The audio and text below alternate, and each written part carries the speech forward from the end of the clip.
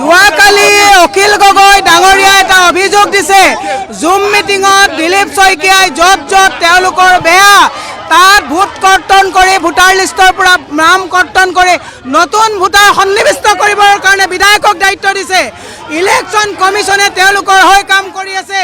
যি পৰ্যন্ত শুদ্ধ ভোটাৰ তালিকা প্ৰস্তুত নহ'ব সেই পৰ্যন্ত কোনো কাৰণতে আমি এই ভোটাৰ লিষ্ট মানি নলওঁ।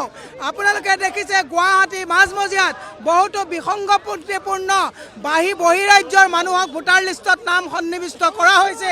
গতিকে বাৰম্বাৰ আমি আমাৰ নিজৰ মানুহৰ নাম ভৰাব পৰা নাই। মই মোৰ মাৰ নাম ভৰাব পৰা নাই আজি তাৰিখত। এইখন কেনেকুৱা ভোটাৰ লিষ্ট? গতিকে মই আপোনালোকক এটা কৈছোঁ, সামাজিক আপোনালোকৰো এটা দায়িত্ব আছে যে ভোট চুৰ কৰি তেওঁলোকে নিৰ্বাচনৰ বৈতৰণি পাৰ কৰা ইতিমধ্যে বিহাৰত কৰিছে, হাৰিয়ানাত কৰিছে, মহাৰাষ্ট্ৰত কৰিছে। অসমলৈ এই বেড কালচাৰ আমি লৈ আহিবলৈ নিদিওঁ।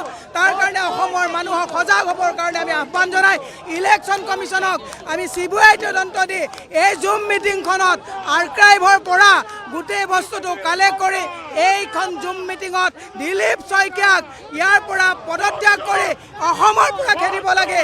অবৈধ ভোটাৰে নিৰ্বাচন পাতিব বিচাৰিছে, এইটো কেতিয়াও ক্ষমা কৰা নহ'ব।